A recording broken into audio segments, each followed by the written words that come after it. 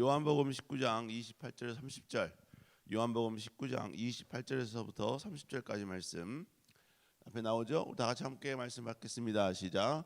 그 후에 예수께서 모든 일이 이미 이루어지신 줄 아시고 성경에 응하게 하시려고 하시되 거기 신 포도주가 가득히 담은 것인 그릇이 있는지라.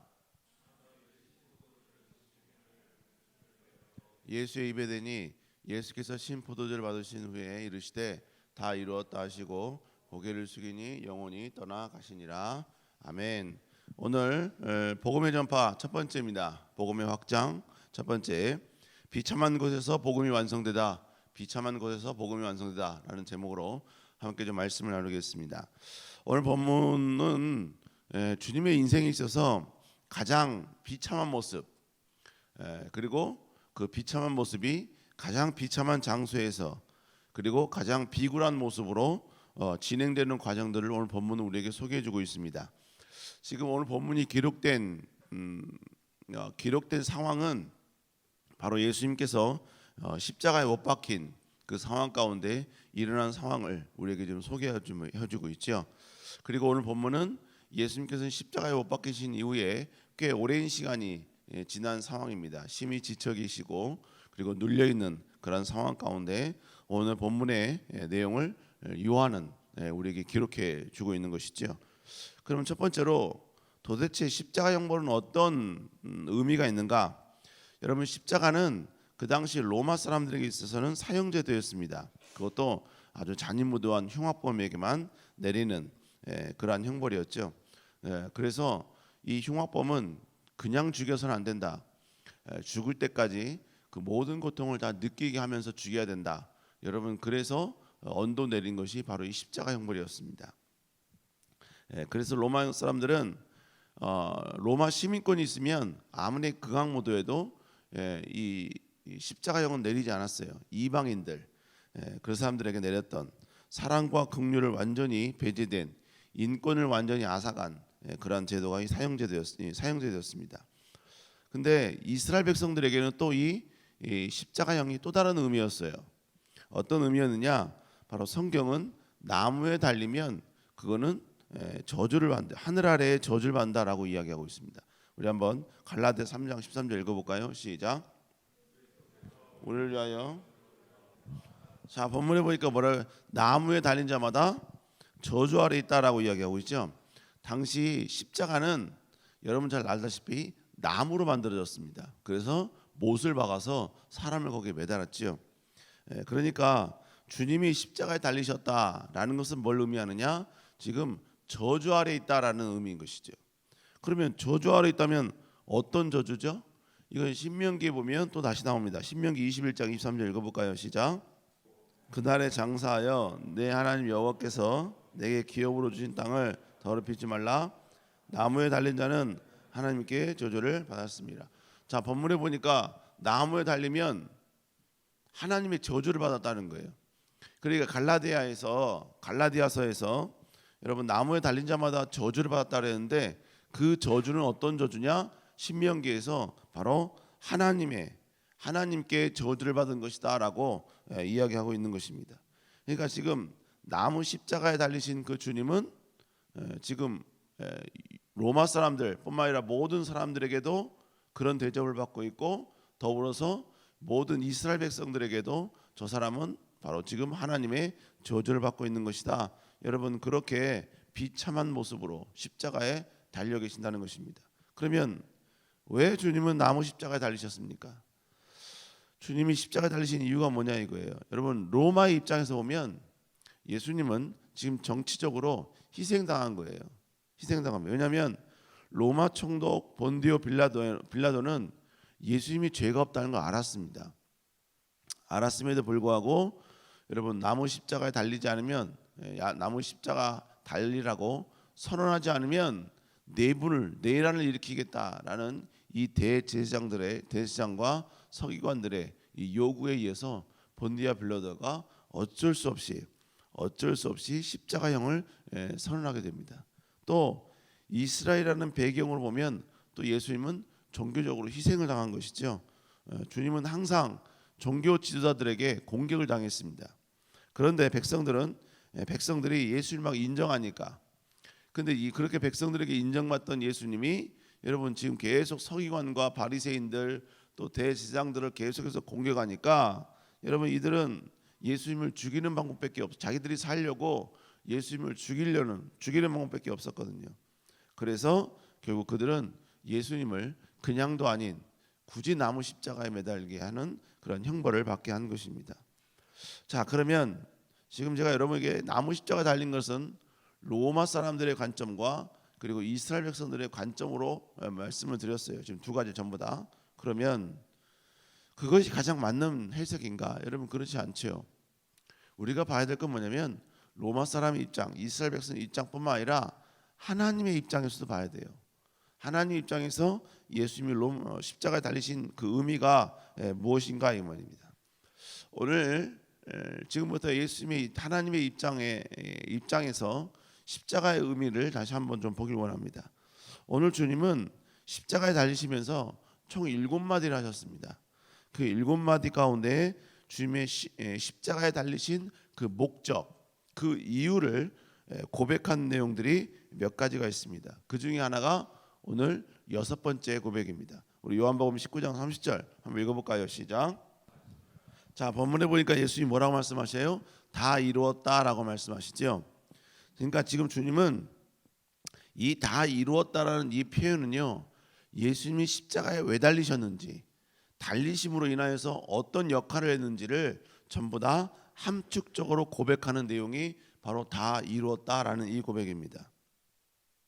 결국 주님께서는 십자가에 못 박히신 그 이유, 주님이 이 땅에 태어나신 이유, 하나님이 예수 그리스도를 이 땅에 보내신 그 모든 이유, 그 모든 이유를 십자가상에서 완전히 다 이루었다라는 의미예요. 여기서 다 이루었다는 이 표현은 여러분 우리나라 한국식 표현이고요. 원래 헬라어 원문을 보면 테텔레스타이라는 단어로 나옵니다. 이게 무슨 얘기냐면 빚을 청산하다, 뭐 빚을 지불하다, 그리고 마치다, 완성하다, 끝마치다 라는 의미가 담겨져 있습니다. 그러니까 예수님께서 다 이루었다 이 말씀 뭐예요? 주님이 모든 빚을 다 청산해 줬다는 이야기예요. 그리고 모든 빚을 다 청산함으로 말미암아 이제 모든 걸 다 완성했다, 모든 걸 다 마쳤다라는 의미인 것이죠. 여러분 주님은 십자가에서 못 박히심으로 물과 피를 다 쏟으셨습니다. 그로 인하여서 결국 여러분 어떻게 되는 거예요?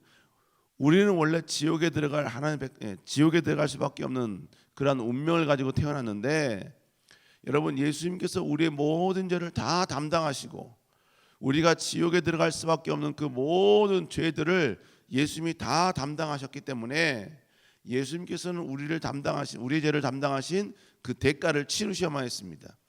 그것이 바로 결국 뭐냐? 바로 십자가에서 물과 피를 다 쏟으신 것이죠. 예수님께서 그 물과 피를 다 쏟으심으로 말미암아 우리의 모든 죄가 다 탕감받은 거예요. 그런데 우리의 죄가 예수님께 옮겨져서 죽게 된 것은 다 뭐냐? 하나님의 계획이었습니다. 하나님의 계획인데 그 하나님의 계획을 이루려면 어떻게 되느냐? 우리를 살리기 위해서 예수 그리스도가 죽어야만 했어요. 예수 그리스도가 죄 많은 우리를 위한 희생양이 되어야만 했었다는 것입니다. 그런데 이 모든 과정들은 다 뭐냐? 바로 하나님의 저주라는 이야기예요. 여러분 모든 인류의 죄, 인간의 죄를 덤탱이 씌우는 것은 하나님의 계획이었다고요. 그런데 이 놀라운 계획은 뭐냐? 하나님 입장에서 여러분 죄에 대한 여러분 심판 내지는 죄에 대한 여러분 이 옮겨지는 이 모든 것들은 우리를 살리기 위해서 모든 죄값을 치르는 그러한 여러분 희생양이 필요했다는 거예요. 그분이 바로 예수 그리스도였다는 것이죠. 그러므로 하나님 입장에서는 나무에 달린 자마다 저주를 받았다라는 의미는 뭘 말하냐면 바로 인간의 모든 죄를 전부 다 담당하시는 이러한 여러분 참혹한 저주를 예수님께서 받으셨다는 거예요. 그런데 그 모든 저주는 다 뭐란 얘기예요? 하나님의 계획이었다는 것이죠. 그렇기 때문에 신명기에서 하나님의 저주라는 의미가 바로 그런 의미라는 것입니다. 그래서 여러분 예수님께서는 바로 그 십자가의 죽으심을 말미암아 우리의 모든 죄를 다 용서하시는 이 놀라운 구원사의 모든 것들을 완성하셨다라는 것이죠. 그러니까 여러분, 만약에 주님이 다 이루었다 이 말씀을 하지 않으면 우리는 갈등할 수밖에 없어요. 진짜 주님이 십자가에서 우리 죄를 위해 대속하신 건가? 십자가의 죽으심을 말미암아 우리가 진짜 용서받는 게 맞는가? 이런 갈등을 할 수밖에 없다고요. 그런데 우리 주님께서는 이 모든 것을 완벽하고 다 이루셨고, 주님이 십자가에서 그 모든 우리의 죄를 완벽히 다 치르셨다라는 것을 다 이루었다라는 이 표현으로 선언해 주신 거예요. 이 선언이 있기 때문에 예수 그리스도께서 십자가에서 우리의 죄를 위해서 다 그 죄값을 치르셨구나. 하나님께서 다 우리의 죄를 용서해 주셨구나. 다 주님이 우리의 죄값을 다 청산하셨구나. 그리고 다 이루셨구나. 이걸 우리가 알 수 있게 된다라는 것입니다. 여러분, 그래서 우리 주님은 이 모든 것들을 확실히 우리에게 전달하시기 위해서 십자가에서 다 이루었다라는 이 말씀을 고통 속에서도, 여러분 정말로 이제 온몸에 피가 다 쏟아져 나와서 여러분 힘이 없고 지친 상황 속에서도 다 이루었다는 이 말씀을 굳이 선언하시고 굳이 고백하셨다는 것입니다. 여러분, 결국 주님의 이 놀라운 구원의 완성, 우리가 예수님을 통해서 천국 가게 되는 이 놀라운 구원의 완성은 어디서 이루어지게 됐느냐? 여러분, 가장 비참했던 십자가, 가장 처참한 고통이 있는 십자가, 가장 여러분 하나님의 징계와 저주가 있는 그 십자가 상에서 완벽하고도 완전하게 이루어졌다라는 것입니다. 여러분, 그리고 그 놀라운 축복의 은혜를 우리가 지금 누리고 있는 줄로 믿습니다. 근데 여러분, 주님께서는 이 구원의 완성은 확실하다는 것을 또 증명해 주셨습니다. 여러분, 주님이 비참한 십자가에서 완성하신 이 복음이 완벽히 하나님이 이루셨다, 예수님이 이루셨다, 완벽히 주님이 성취하셨다라는 이 고백이, 이 모습이 여러분 때로는 생수해서 사람들에게 의심을 살 수가 있어요. 진짜 주님을 믿으면 내 죄가 완벽하게 용서되는 거 맞아? 내가 예수를 믿으면 진짜로 나 같은 죄인도 구원받을 수 있는 거 맞아? 내가 예수를 믿으면 나의 모든 죄가 전부 다 예수님께 옮겨져서 나의 모든 죄가 완벽히 사라지고 없어지고 그리고 전부 다 제거되는 거 맞아? 나 같은 과거에 참담한 죄를 지은 사람도 정말로 천국에 갈 수 있는 건 맞는가? 여러분, 이렇게 우리는, 그리고 또 뭐예요? 당신은 지금 죽어도 천국 갈 수 있습니까? 라는 질문에 대해서 전혀 과거에 지은 나의 죄 때문에 양심의 가책을 받지 않고 나는 갈 수 있습니다, 나는 지금 죽어도 천국 갈 수 있습니다 라는 고백을 말해도 되는 거야? 그렇게 말할 정도로, 그렇게 말할 수 있게끔 하나님이 십자가에서 완성한 거 맞아? 우리는 이렇게 고민할 수 있다는 거예요. 고민할 수 있다는 겁니다. 여러분, 그런데 우리 주님은요, 이 연약한 우리 인간들을 위해서 십자가 가상칠언 가운데 또 하나의 엄청난 고백을 하나 해주셨습니다. 지금 여기 있는 모든 청년들은 다 구원의 확신 가운데 있는 줄로 믿습니다. 아멘. 여러분, 그렇게 고백을 해야 돼요. 그게 주님이 십자가에서 이루신 위대한 구원의 완성이기 때문에 그런 겁니다. 근데 사람들은 이걸 확신하지 못해요. 확신하지 못합니다. 목사님이 이제 어제 세례가 다 끝났어요. 세례가 이제 날개가 펴진 듯한 기분이야. 알터니가 빠지는 기분이에요. 세례를 하면 목사님이 엄청 스트레스를 좀 받거든요. 근데 맨 마지막에 세례 구원의 확신을 합니다. 그리고 예수님을 말미암아 우리가 구원받다는 사실을 그들에게 막 증거해요. 그런 다음에 저는 아주 집요하거든요. 그래서 여러분 이 사실을 믿죠? 그럼 전부 다 아멘 그리고 끄떡끄떡 그래요. 근데 제가 다 눈 감으라 그래요. 그리고 여러분 오른손을 왼쪽 가슴 위에 올려놓으라 그래요. 그리고 지금 여러분들은 양심 위에 손을 얹은 거라고. 그러면서 제가 이야기한 게 뭐냐면 여러분 지금 이 건물이 무너졌어요. 그 여러분 다 죽었어요. 그러면 알았어, 빨리 끝낼게. 지금 죽으면, 지금 죽어도, 당장 죽어도 천국 갈 수 있는 자신 있는 사람만, 여러분 양심 위에 손을 얹고 있으니까 양심 위에 얹은 손에 전혀 접촉되지 않게끔 나는 그럴지라도 천국 갈 수 있습니다라는 분 손 들어 주십시오 라고 이야기하면요 거의 반이 줄어요. 반이 손을 못 듭니다. 왜 그러느냐, 양심 위에 손을 얹었다고 하니까 과거에 자기의 죄가 생각이 나거든요. 과거에 지었던 자기 실수가 생각나거든. 천국은 좋은 곳인데 그 좋은 곳을 가려다 보니까 내가 지었던 과거의 죄가 생각나니까 양심에 가책이 있기 때문에 자기는 손을 들 수 없다는 거야. 그래서 눈을 감으라 그런 거거든요. 근데 우리 주님은 이런 사람들에게 아니야, 내가 십자가에서 이룬 이 복음은, 완벽히 이룬 복음은 그것과는 상관없이 다 구원받을 수 있어. 이걸 연약한 우리들에게 가르쳐주기 위해서 십자가상에서 놀라운 역사를 행하셨다고요. 그게 뭐냐, 바로 도둑들과의 대화입니다. 여러분, 예수님이 죽으실 때 양쪽에 도둑한 사람들이 있었거든요. 성경은 도둑이라고 표현하는데 그건 도둑이 아니에요. 그 당시에 가장 잔인무도한 범죄자들이었습니다. 근데 한쪽에 있는 십자가에 달린 도둑이 예수님을 비방합니다. 누가복음 23장 29절 읽어볼까요? 시작. 자, 누가복음 23장 39절에 보면 이 사람이 뭐라고 하냐면, 네가 구원자냐? 그러면 너를 한번 구원해봐라. 십자가에서 내려가봐라. 예수님이 이렇게 비난하는 거예요. 자, 그러자 반대편에 있던 십자가에 못 박힌 또 다른 도둑이 있었는데 그가 예수님을 변호하면서 예수님을 고백을 하는 거예요. 자, 우리 한번 누가복음 23장 40절 41절 읽습니다. 시작. 자, 본문에 보니까 뭐라고 그래요? 너와 나는 지금 죗값을 받고 있지만 이분은 그런 분이 아니라는 거예요. 그래서 나중에 뭐라 그래요? 이 사람이 행한 것은 옳은 것이 하나도 없다. 옳은 것이 없는 것이 없다.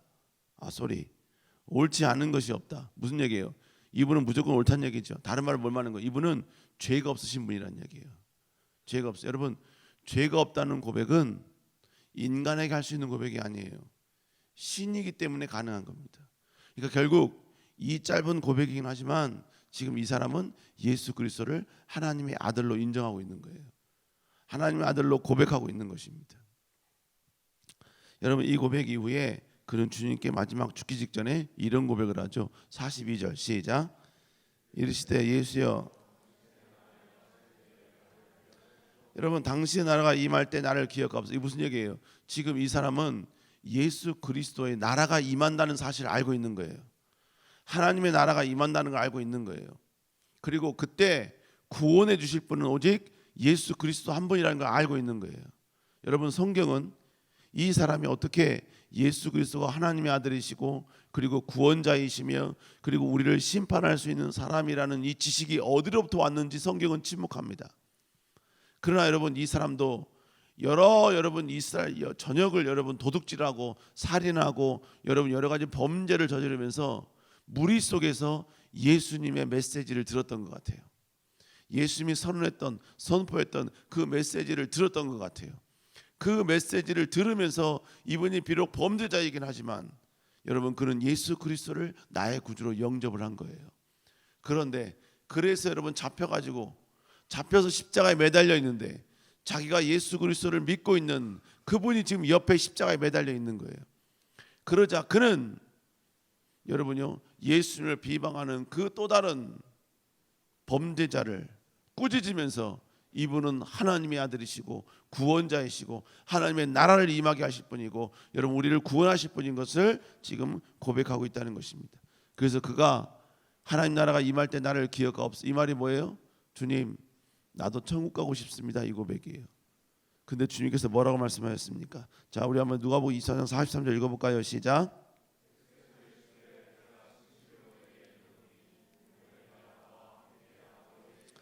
본문에 뭐라고 얘기합니까? 나와 함께 낙원에 있으리라. 여러분 지금 이 사람은 인간들도 여러분이 거부하는, 수용할 수 없는, 사랑을 줄 수 없는 그런 엄청난 범죄를 저질러서 지금 죄값을 받고 있는 사람이에요. 그런데 그가 십자가상에서 한 건 유일한 건 하나예요. 예수 그리스도를 고백한 거예요. 예수 그리스도에 믿음이 있는 거예요. 그런데 그를 향하여서 예수님께서 하신 일이 뭐예요? 네가 나와 함께 낙원에 있으리라. 여러분 이 모든 게 가능한 이유가 뭡니까? 예수 그리스도께서 십자가에서 모든 인간들이 지옥에 들어갈 수밖에 없는 모든 죄를 전부 다 여러분 담당하시고 십자가에서 완전히 물과 피를 쏟으시면서 완성, 이 모든 구원을 완성하셨기 때문에 그런 거예요. 여러분 그렇기 때문에 어떠한 죄를 지어도, 어떤 과거의 아픔이 있어도, 과거에 어떤 여러분 상처가 있어도 내가 예수 그리스도를 믿는 순간 우리의 모든 죄가 전부 다 예수님께 다 담당되어서 옮겨져서 우리는 지금 죽을지라도 천국 갈 수 있게 되는 위대한 은혜와 은총을 얻게 된다라는 것입니다. 여러분 믿습니까? 근데 여러분 이 모든 위대한 복음 결국 뭐예요? 우리가 여러분 이 복음이 하나님이 예수 그리스도를 통해서 이루신 이 놀라운 복음의 역사가 너무나 위대한데 이 구원을, 위대한 구원을 받는 게 너무 간단해. 너무 쉬워. 천국에 들어가는 그 문턱이 낮아도 너무 낮아. 사람이 너무 낮다 보니까 여러분 이 놀라운 구원에 이르는 이 놀라운 방법이 진짜 같지가 않은 거예요. 여러분도 그러죠? 명품 샤넬인데, 샤넬 가방인데 한 500만 원짜리인데 누가 10만 원에 팔아. 그럼 여러분 생각 속에 딱 이건 뭐야? 이건 샤넬이 아니라 채널이구나. 그렇게 알잖아요. 그죠? 너무나 값진 건데 그 값진 거를, 값진 희생, 어마어마한 희생이 있어야 그 값진 걸 얻는데 너무나 여러분 싸게 여러분 그걸 얻게 하니까 의심하듯이 구원이라는 엄청난 이 놀라운 것을 믿으면 된다는 그 아주 간단한 것만 있으면 된다고 하니까 사람들이 믿겨지지가 않는 거야. 그래서 우리 주님께서는 이 도둑의 사건을 통하여 아니야, 내가 십자가에서 이렇게 비참하게 죽으면서까지 이런 이 구원이 예수님만 믿으면 된다는 이 놀라운 축복과 은혜를 우리에게 주시기 위해서 예수님이 이렇게 비참하게 십자가상에서 이렇게 처참하게 죽으시는 거야 라는 것을 우리 인간들에게 가르쳐 주신 거예요. 마지막 십자가에서까지 우리에게 호소하신 것입니다. 믿습니까? 여러분 그러면 이 주님의 고백은 여러분 뭘 의미하느냐? 또 구원이 가장 중요하다는 것을 이야기하고 있는 것입니다. 여러분 십자가상이면 주님이 이제 마지막이에요. 그 마지막에서 주님이 이루신 게 뭘 이루셨느냐? 복음, 구원을 이루셨다고요. 여러분 주님은 십자가상에서 우리가 부자 되는 걸 이루시는 게 아니에요. 우리가 승승장구함을 이루시는 게 아닙니다. 우리가 이 땅에서 명예와 권력을 얻을 수 있는 그러한 놀라운 축복을 얻게 해주시려고 주님이 십자가상에서 죽으신 게 아니에요. 주님이 십자가에서 죽으신 유일한 이유는 뭐냐? 바로 구원입니다. 구원. 인류를 구원하시기 위해서. 여러분 그 이유, 그 목적 하나, 그거 하나 이루기 위해서 예수님이 십자가에서 비참하게 죽으신 거예요. 신이신 그 주님이. 이건 뭘 말하는 겁니까? 기독교의 모든 역사에 있어서, 우리 모든 신앙에 있어서 가장 중요한 게 뭐냐? 구원이라는 거예요. 구원. 예수 그리스도를 통해서 구원은 이걸 이루기 위해서 예수님이 십자가에서 죽으셨다는 것입니다. 여러분 그러므로 모든 그리스도인들은 기본적으로 구원의 확신이 있어야 합니다. 이 구원의 확신이 없으면 그건 여러분 신앙생활을 100년 해도 1000년을 해도 그는 그리스도인이라고 말할 수가 없는 거예요. 그리스도인이라고 칭함받을 수 있는 유일한 그 첫 번째 문턱은 예수 그리스도를 나의 구주로 믿는 구원의 확신 가운데 있어야 하는 것이죠. 여러분뿐만 아니라 우리는 저 세상에 나아가서도 믿는 자들을 구원해야 하는 것입니다. 내가 받은 이 놀라운 구원의 복음을 그냥 우리만 있는 채로 있는 게 아니라 이걸 외치고 선포하고 전해야만 한다는 것입니다. 이 놀라운 구원의 복음은 여러분 십자가에서 예수님이 비참함 가운데 완성하신 것입니다. 그리고 이 복음이 그 십자가부터 시작을 해서 전파되고 전파되어서 도저히 올 수 없는 여러분 우리 조선 땅에까지 오게 되었고, 그리고 그 복음이 또 전파되고 그 전파의 속도가 더 여러분 가속화되기 위하여 수많은 사람들이 순교하면서 그 복음이 지켜져내어 결국 여러분의 가슴까지 이 복음이 오게 되었다는 거예요. 그리고 이 복음은 여러분의 가슴에서 멈추는 것이 아니라 이제 다시 한번 여러분을 통하여 다른 모든 사람에게 증거되어지고 전파되어지고 소개되어져야만 된다라는 것입니다. 여러분, 복음은 멈추면 안 됩니다. 복음은 흘러가야 합니다. 복음은 전파되어야 합니다. 여러분 가슴 속에서 또 다른 누군가의 가슴으로 전달이 되어야만 합니다. 그런 목적을 위해서 예수님이 십자가에서 죽으신 것이죠. 여러분 다시 한번 예수님의 죽으심을 헛되이 하지 않는 우리 귀한 청년 될 수 있기를 다시 한번 주의 이름으로 축복합니다. 아멘. 기도하시겠습니다.